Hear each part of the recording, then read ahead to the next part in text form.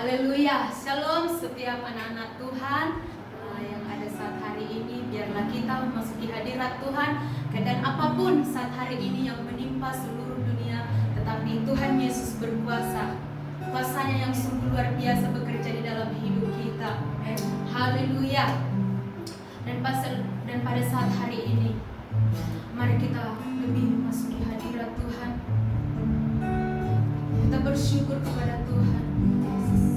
Setiap kasih setia dan anugerahnya, pengorbanannya di kayu salib sungguh besar pada setiap hidup kita.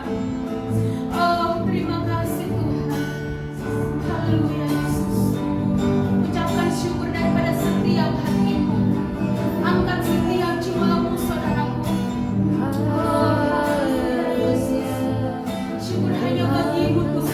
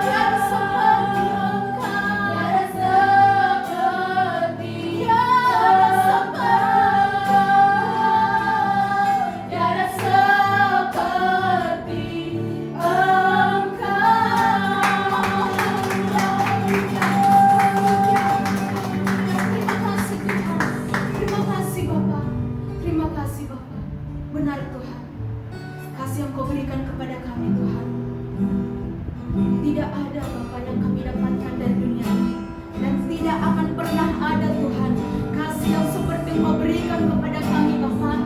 Engkau rela mati menebus setiap hidup kami Bapa. Terima kasih Bapa, Engkau berikan anak-anak, Engkau berikan anakmu satu-satunya Tuhan untuk menghapus setiap dosa kami Bapa, mengampuni kami, dan Kau buat kami Tuhan menjadi anak-Mu Bapa. Terima kasih Bapa, terima kasih Yesus. Dan kami mau lebih lagi Tuhan mempermuliakan Engkau Tuhan melalui setiap pujian penyembahan kami. Mari Bapa, Engkau Bapa yang bertata atas setiap pujian penyembahan kami. Hai di dalam nama Yesus kami berdoa dan bersyukur. Haleluya, haleluya. Mari kita sama-sama katakan haleluya, amin. Haleluya, amin. Haleluya. Setiap anak-anak Tuhan, sekarang kita akan lebih mengagungkan nama Tuhan, nama yang sungguh ajaib, karena kasih-Nya satu-satunya yang membuat kita sungguh mempesona. Amin. Kita angkat pujian bagi Tuhan. Sungguh Kau mempesona Tuhan. Haleluya.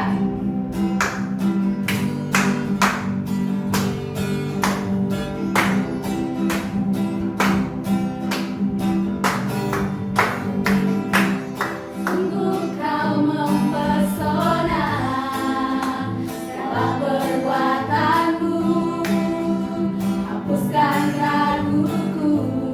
Kau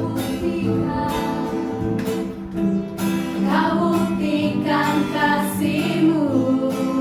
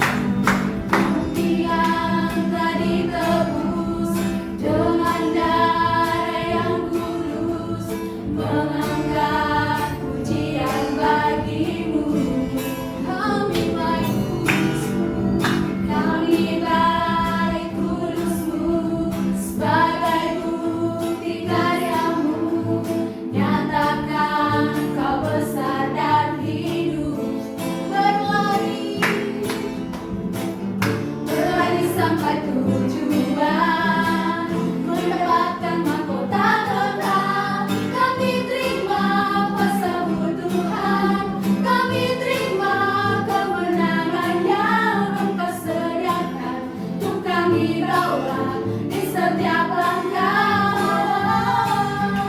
Dimanapun kami berdiri, kemanapun kami kan pergi, di situ pasti mujizat-Mu terjadi. Kita angkat pujian ini saudara, lebih lagi kami angkat Dia. Haleluya, dengan darah yang kudus mengangkat pujian bagi-Mu. Kami baik kudus-Mu sebagai bukti karya-Mu, nyatakan Kau besar dan hidup. Berlari bersama,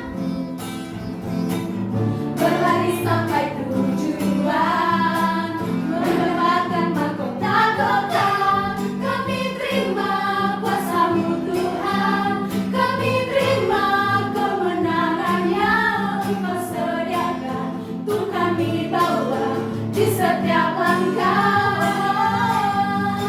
Dimanapun kami berdiri, kemanapun kami kan pergi, di situ pasti mujizat-Mu terjadi. Di situ pasti saudaraku, di situ pasti mujizat-Mu terjadi. Di situ pasti, haleluya, di situ pasti mujizat-Mu terjadi. Haleluya, haleluya, haleluya Yesus, haleluya Tuhan. Terima kasih Bapa, iman yang teguh Kau berikan kepada kami, Kau anugerahkan kepada kami Tuhan. Kami percaya dan yakin di mana kami berdiri, kemana kami melangkah, mujizat pasti terjadi. Dan pada saat hari ini Tuhan, kami datang Bapa kepada-Mu Yesus, membawa setiap keluh kesah kami, membawa setiap Tuhan masalah kami, membawa setiap doa pergumulan kami, membawa setiap beban kami Tuhan. Kami datang kepada-Mu Yesus, karena kami tahu Tuhan, di dalam-Mu ada kelegaan, di dalam-Mu Tuhan ada jawaban Tuhan yang sungguh luar biasa. Oh haleluya Yesus, karena di dalam salib-Mu Tuhan, setiap derita, sakit, setiap masalah telah Engkau tebus Tuhan di sana. Untuk itu Tuhan kami datang kepada-Mu Bapa, membawa setiap beban kehidupan kami. Sebab hanya Engkau Yesus pemilik kehidupan kami. Engkau menebus kami Tuhan pribadi lepas pribadi. Karena kami Tuhan betapa berharganya Tuhan. Kau tebus menjadi anak Tuhan, menjadi anak kebanggaan Tuhan. Terima kasih Bapa. Oh haleluya Tuhan. Hanya Kau Tuhan. Haleluya Yesus. Hanya Kau Tuhan di hidupku. Kau berikan hidup yang baru, darah-Mu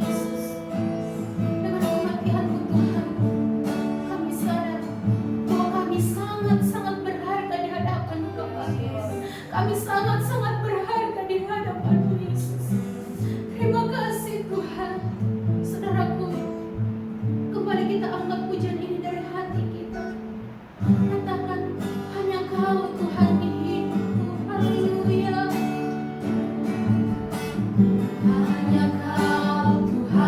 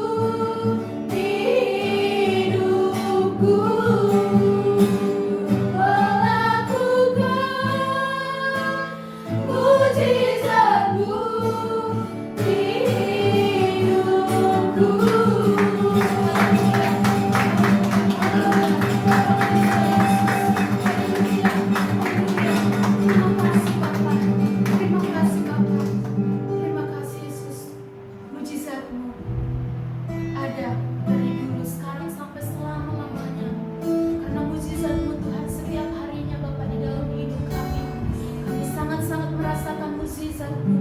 Kami sungguh-sungguh merasakan kuasa-Mu Tuhan nyata Bapa di dalam hidup kami, baik di dalam pribadi kami, di dalam setiap keluarga kami Tuhan.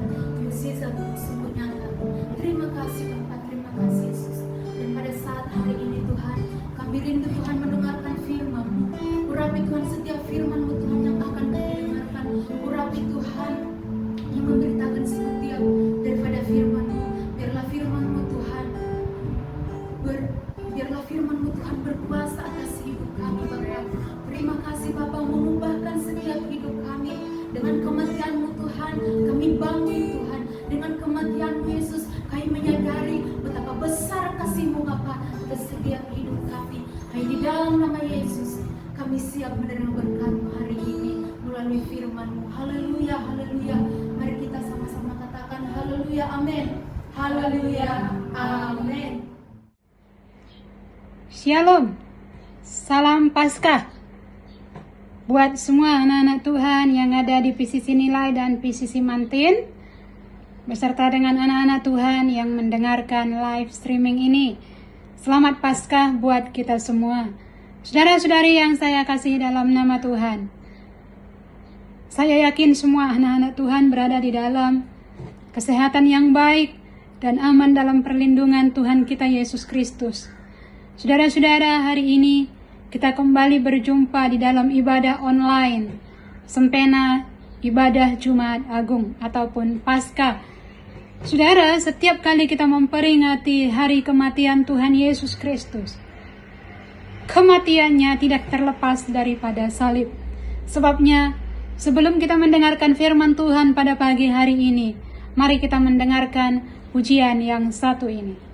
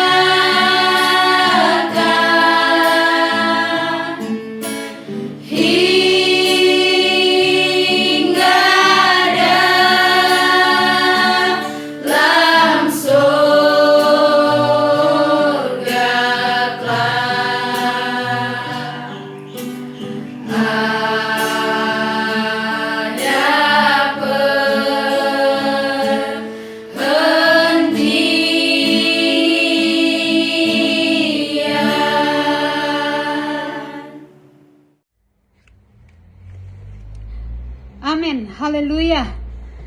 Mari kita berdoa sebelum kita mendengarkan firman Tuhan. Bapa, terima kasih buat hari ini kami dapat mendengarkan kebenaran firman-Mu kembali ya Tuhan.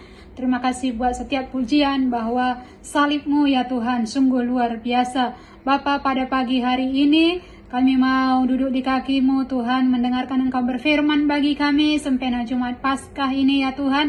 Kami doakan supaya Tuhan Engkau mencelikkan mata rohani kami dan memberikan kami hati yang paham akan kebenaran firman-Mu pada pagi hari ini ya Tuhan, sehingga kami dapat memahami firman-Mu ini dan firman-Mu ini dapat menjadi rema dalam setiap kehidupan kami yang mendengarkan firman-Mu ini. Terima kasih Bapa, terpuji termulialah Engkau. Di dalam nama Yesus yang berkuasa kami berdoa. Amin, amin. Saudara, suatu hari seorang bapak sedang duduk di ruang ICU untuk menantikan hasil ataupun untuk menantikan seseorang yang dia kasihi yang sedang berada di ruang ICU. Dan ketika dia menunggu itu, sempena dia menunggu itu, ia diingatkan bahwa kematian akan menimpa semua orang. Kematian akan menimpa semua orang, golongan apapun, baik itu orang kaya ataupun orang miskin, muda, lelaki, tua, dan anak-anak kecil. Saudara, dia teringat juga kepada firman Tuhan. Ya, di dalam 1 Tesalonika babnya yang keempat, Paulus menghibur mereka yang merasa kehilangan karena kematian orang yang mereka kasihi. Ia berkata kepada mereka bahwa kesedihan yang berlebihan tidak menghasilkan apa-apa. Wajar jika kita menangis karena kehilangan, tetapi janganlah kita menangis seperti orang yang tidak berpengharapan. Sebaliknya, kita harus berpegang pada 3 kepastian tentang kematian. Saudara, pada pagi hari ini, kepastian yang pertama yang dapat kita lihat bahwa jika jiwa manusia tidak pernah mati. Jiwa orang percaya itu ada di dalam tangan Tuhan. Ayatnya yang ke-14 daripada 1 Tesalonika babnya yang ke-4 tadi. Mereka yang meninggalkan dunia ini, mereka yang meninggal dan meninggalkan dunia ini, saudara, mati di dalam Yesus Kristus. Yang kedua, Yesus akan datang untuk orang-orang yang percaya, baik orang percaya yang masih hidup maupun yang sudah mati. Yesus akan kembali untuk anak-anaknya. Ini penghiburan yang kedua ataupun kemastian yang kedua. Yang ketiga, saudara, akan ada reuni yang penuh dengan sukacita, di mana baik orang percaya yang masih hidup maupun orang percaya yang sudah mati di dalam Tuhan akan bersama-sama diangkat oleh Tuhan ketika Yesus kembali, saudara. Ketika Yesus kembali datang ke dunia ini, semua orang yang mati di dalam Tuhan akan terangkat terlebih dahulu, dan kita yang masih hidup akan diangkat kemudian, dan kita akan bertemu di awan-awan menyongsong Tuhan di angkasa. Oleh sebab itu, pada saat yang indah ini, saudara, dengan mengetahui ketiga kepastian tentang kematian ini, maka orang-orang percaya yang kehilangan orang yang ia kasihi seharusnya sangat terhibur. Walaupun kita berpisah secara sementara dengan mereka, tetapi kita akan bertemu kembali kelak. Oleh sebab itu, saudara-saudara, pada pagi hari ini, sempena Paskah ini, kita akan melihat kepada kebenaran firman Tuhan. Pagi ini saya mau mengatakan kepada kita saya mau menyampaikan kepada kita tentang makna kematian Kristus. Kematian adalah peristiwa yang dialami oleh semua manusia dan sifatnya itu alami. Kematian itu merupakan garis batas antara dunia orang mati dan juga dunia orang hidup. Oleh karena itu, kita sebagai orang percaya, kita tidak meyakini bahwa orang yang sudah mati itu dapat lagi berbicara dengan orang yang masih hidup. Manusia hidup di dunia ini melalui proses. Proses yang pertama adalah kelahiran. Proses yang kedua adalah pertumbuhan. Dan proses yang ketiga adalah kematian. Dan perlu kita ingat bahwasanya manusia itu mati satu kali sahaja, selepas itu dia akan dihakimi. Ibrani 9 ayat 27 mengatakan hal itu. Kita melihat kepada firman Tuhan, Ibrani babnya yang ke-9 ayat 27 mengatakan, dan sama seperti manusia diciptakan untuk mati hanya satu kali saja dan sesudah itu dihakimi. Saudara, pada pagi hari ini seperti yang saya sampaikan tadi bahwa saya ingin menyampaikan 3 makna kematian Kristus Yesus kepada kita anak-anak Tuhan. Yang pertama, saudara, kita melihat di dalam Roma babnya yang ke-10 ayatnya yang ke-11, demikian firman Tuhan. Roma babnya yang ke-5 ayat 10 sampai 11, demikian firman Tuhan. Sebab jikalau kita ketika masih seteru diperdamaikan dengan Tuhan oleh kematian anaknya, lebih-lebih kita yang sekarang telah diperdamaikan pasti akan diselamatkan oleh hidupnya. Dan bukan hanya itu saja, kita malah bermegah di dalam Tuhan oleh Yesus Kristus Tuhan kita, sebab oleh Dia kita telah menerima pendamaian itu. Saudara, yang pertama ingin saya sampaikan makna kematian Tuhan Yesus Kristus, bahwa kematian Yesus membuka jalan perdamaian dengan Tuhan. Dalam perjanjian lama ada korban perdamaian, dan itu dilakukan oleh seorang imam besar setahun 1 kali. Imam besar ini akan masuk ke ruang maha suci mewakili seluruh umat Israel, dan dia membawa korban pendamaian. Namun di dalam kematian Yesus adalah korban yang sempurna yang dipersembahkan, dan itu adalah dirinya sendiri. Ibrani 9 ayatnya yang ke-11 sampai 12 mengatakan bahwa Yesus adalah imam besar agung yang datang kepada Bapa dengan membawa korban yang sempurna, yaitu dirinya sendiri.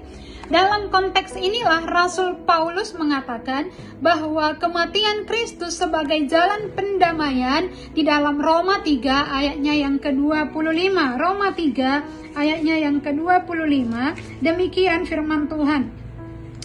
Kristus Yesus telah ditentukan Allah menjadi jalan pendamaian karena iman dalam darahnya. Hal ini dibuatnya untuk menunjukkan keadilannya, karena Ia telah membiarkan dosa-dosa yang telah terjadi dahulu pada masa kesabarannya. Itu sebabnya tadi saya katakan bahwa makna kematian Kristus yang pertama kepada kita adalah sebagai jalan pendamaian. Melalui kematian Yesus terciptalah jalan pengampunan. Melalui kematian Kristus terciptalah pendamaian bagi setiap manusia yang berdosa. Pengampunan yang tercipta oleh kematian Tuhan Yesus Kristus membuat semua hutang dosa manusia terbayar dengan lunas. Kematian Kristus merupakan inti kepercayaan setiap orang Kristen. Kematian Kristus merupakan inti kepercayaan setiap anak-anak Tuhan. Yang kedua, saudara-saudara, kematian Kristus membawa transformasi ataupun perubahan yang luar biasa bagi kehidupan umat manusia di sepanjang abad. Dampak kematian yang kedua bagi kita sebagai anak-anak Tuhan, membuka jalan keselamatan bagi manusia, karena dosa adalah penyebab utama manusia alami kematian. Firman Tuhan katakan di dalam Roma 3 ayatnya yang ke-23 bahwasanya semua orang telah berdosa dan upah dosa adalah maut. Roma 6 ayat 23. Itu sebabnya saudara, Yesus harus mati untuk menebus kita dari dosa-dosa kita. Yesus harus mati untuk menebus saya dan saudara, dan kematian Yesus adalah bukti termulia kasih Allah untuk semua manusia yang berdosa. Saudara, dalam peristiwa penyaliban kita menyaksikan ataupun kita melihat di dalam firman Tuhan bahwa Yesus berada di antara dua penjahat, dan menurut tradisi mereka waktu itu, menurut tradisi orang Yahudi, orang yang berada di antara dua penjahat menunjukkan bahwa dia adalah orang yang paling jahat. Yesus disalibkan di antara kedua penjahat. Yesus disalibkan di antara dua penjahat pada masa itu, dan pada masa itu menurut tradisi mereka, bila ada orang yang disalibkan di antara kedua penjahat, orang yang di tengah-tengah itu adalah orang yang paling jahat. Namun dalam situasi ini, kebenaran Yesus justru diproklamirkan oleh salah satu dari penjahat yang disalibkan bersama-sama dengan Yesus pada masa itu. Kita melihat di dalam Lukas babnya yang ke-23, Lukas babnya yang ke-23, ayatnya yang ke-39 sampai 43. Lukas babnya yang ke-23 ayat 39 sampai dengan ayatnya yang ke-23. Demikian firman Tuhan. Seorang dari penjahat yang digantung itu menghujat dia, katanya, "Bukankah engkau adalah Kristus? Selamatkanlah dirimu dan kami." Tetapi yang seorang menegur dia, katanya, "Tidakkah engkau takut juga tidak kepada Allah, sedang engkau menerima hukuman yang sama? Kita memang selayaknya dihukum sebab kita menerima balasan yang setimpal dengan perbuatan kita. Tetapi orang ini tidak berbuat sesuatu yang salah." Lalu ia berkata, "Yesus, ingatlah akan aku apabila engkau datang sebagai Raja." Jawab Yesus, kata Yesus kepadanya, "Aku berkata kepadamu, sesungguhnya hari ini juga engkau akan ada bersama-sama dengan aku di dalam Firdaus." Saudara, ini merupakan suatu proklamasi ataupun di mana seorang penjahat yang digantung bersama-sama dengan Yesus pada masa itu, saudara, memproklamirkan bahwa Yesus itu tidak melakukan kesalahan apa-apa. Kebenaran Yesus diproklamirkan oleh salah seorang yang berada yang sedang disalibkan pada masa itu. Kebenaran Yesus diproklamirkan oleh seorang penjahat itu. Satu-satunya kematian yang mendatangkan hidup ataupun hidup yang kekal adalah kematian Yesus.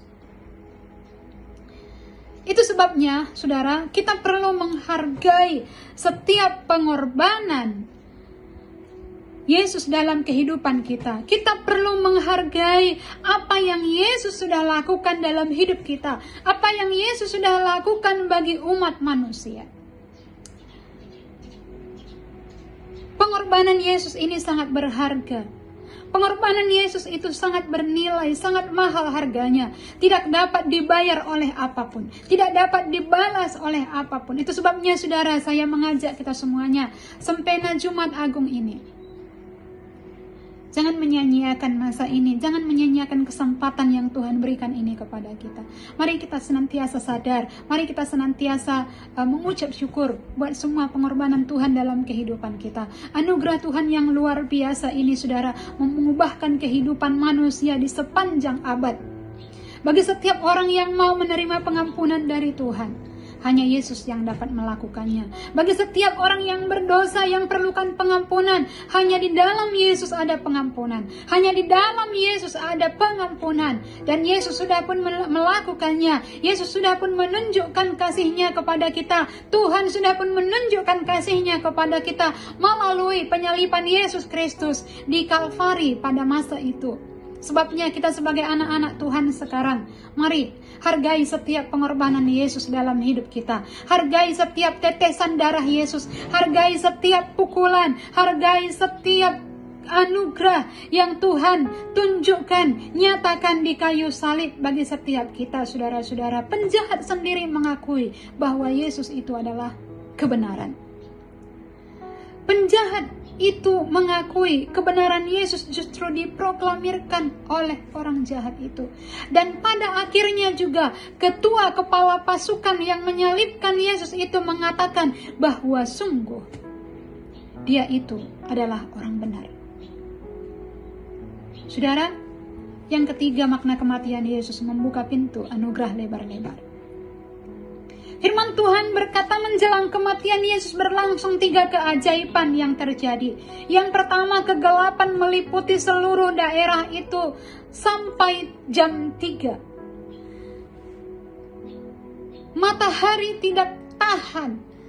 Ciptaan Tuhan yang merupakan benda penerang pada masa itu tidak tahan melihat penderitaan Yesus.